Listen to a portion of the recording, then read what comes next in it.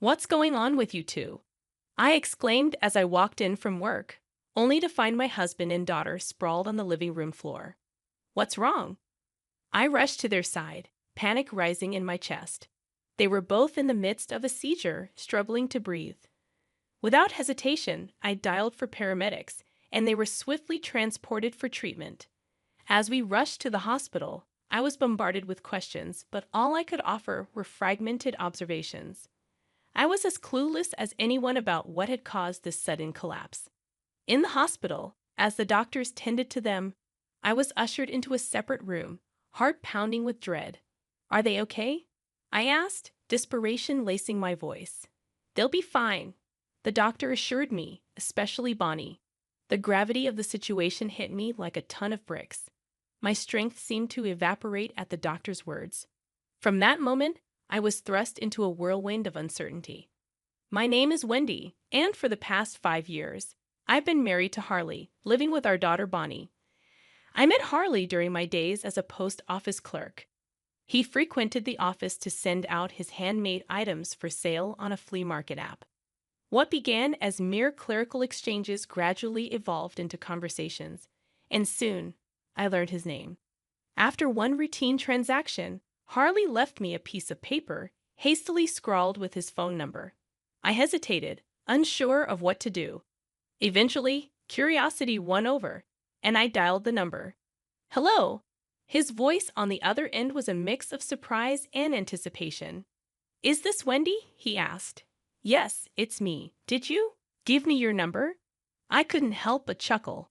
I had been jittery before making the call, but somehow those nerves dissipated as soon as we began talking. Before I knew it, an hour had flown by, and Harley casually asked me out on a date for the following week. "Next week sounds perfect," I replied, feeling a surge of excitement. "I'm looking forward to it." And so our dates became a regular occurrence. With each outing, we grew closer, our connection deepening organically.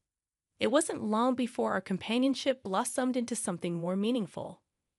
There were no grand declarations of love, just a gradual understanding between us.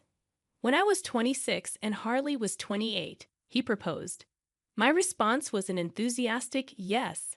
I envisioned a blissful married life ahead of us, but reality had other plans. "I'm glad your parents were so welcoming," Harley remarked as we walked towards my childhood home. "I hope mine will be too." "I'm not so sure about that," I admitted, "but let's hope for the best." As we entered, my parents greeted us warmly, offering their congratulations. It was a heartwarming moment until my sister, Muriel, appeared. "Did you forget to tell Mr. Harley about me?" she teased, catching me off guard. "I'm sorry, I should have explained," I stammered, feeling a pang of guilt for not preparing Harley. Once the confusion was cleared up, pleasantries were exchanged, but little did I know, this encounter would unravel into a nightmare. Afterwards, my sister and I discussed the situation. Our relationship had never been particularly close, especially after I left home to support our ailing mother. I had sacrificed my education fund for her medical expenses, a decision she couldn't comprehend. I harbor no regrets about the choice I made. Sacrificing my education fund for my ailing mother was a decision I stand by. However, Meryl didn't take kindly to it. That moment became a turning point in our relationship. Despite having walked similar paths until then, from that juncture, we drifted apart. Our communication dwindled, and we seldom kept in touch. Even during occasional visits home, we made a point to avoid each other as much as possible. That dynamic remained unchanged. Yet, strangely, she seemed genuinely pleased about my marriage.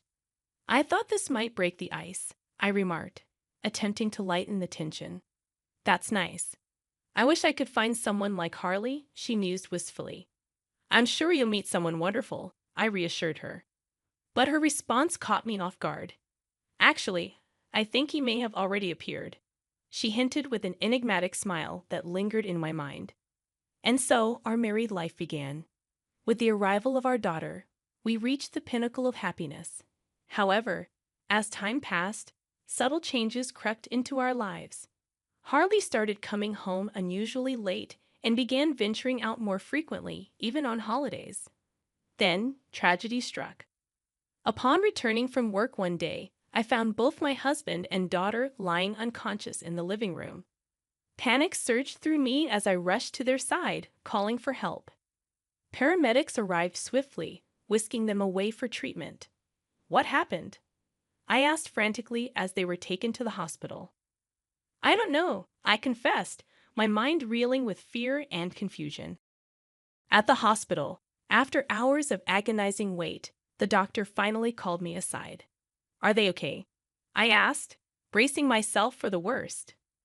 They're stable now, the doctor assured me, but they've suffered from acute nicotine pesticide poisoning. Relief flitted through me, but it was short-lived as the gravity of the situation sank in. Caught in a whirlwind of emotions, I found myself grappling with an unexpected turn of events.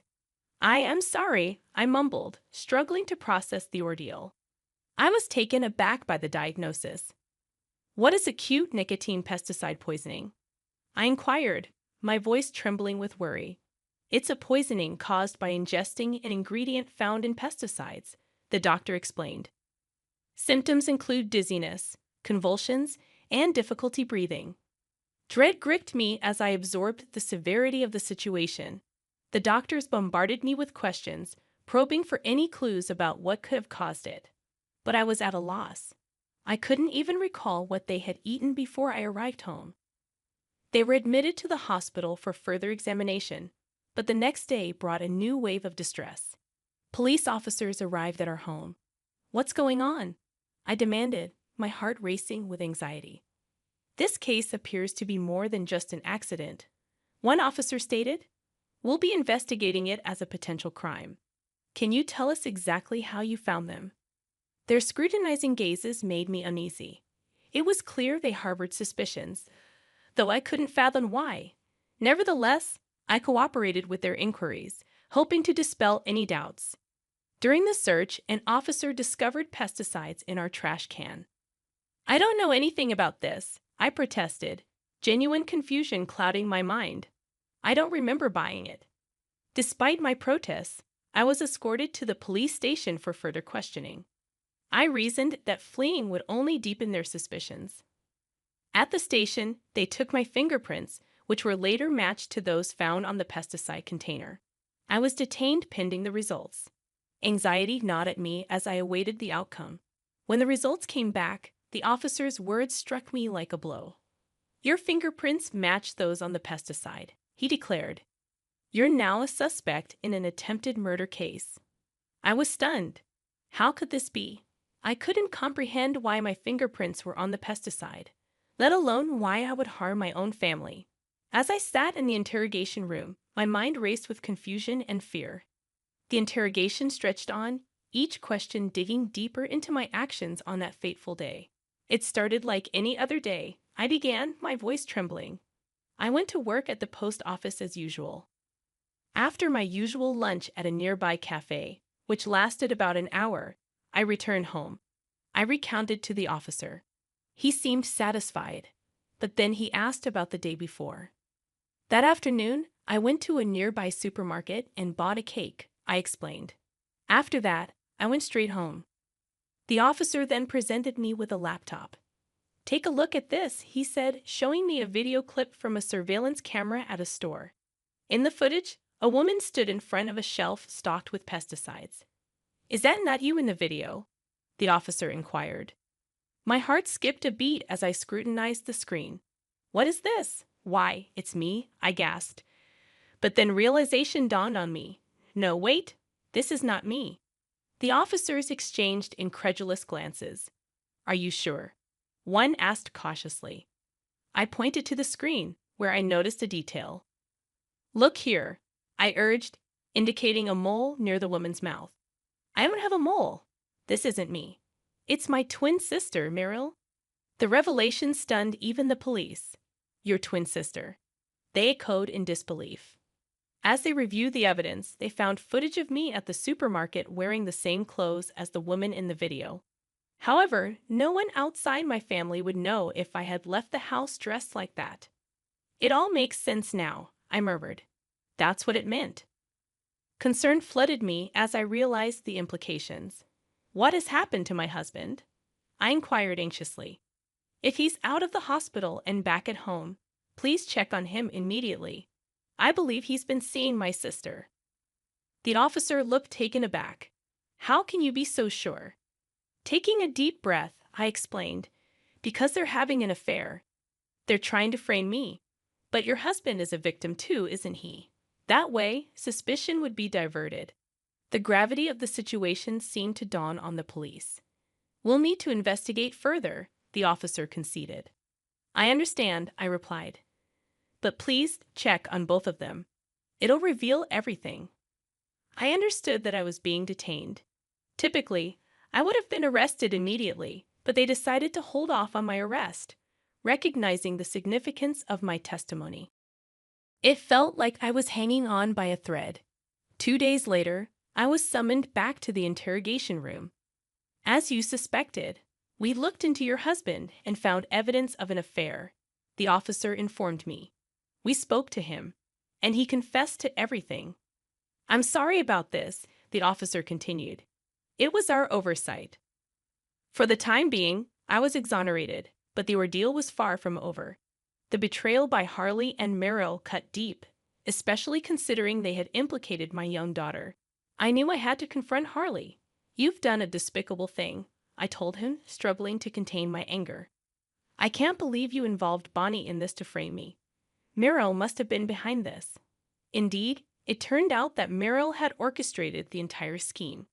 She had suggested preparing pesticides to frame me as a murderer. Harley, under her influence, had bought the pesticide and laced the cake with it while I was away at work, just as I had come to visit him. So, where's Merrill? I demanded. I don't know, Harley confessed. I couldn't reach her before the police took me. She must have run away. You'll pay for your crimes, I warned him. You're not getting away with this. As expected, Merrill had disappeared, but the police eventually found her hiding out at a man's home she had met through a dating service. She was taken to the police station, where she confessed to everything. I rushed to the police station to confront her.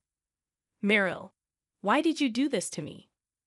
Because I've never liked you since you left, she spat back. Then she revealed her resentment, explaining how she felt inferior to me for sacrificing my education for our family's sake.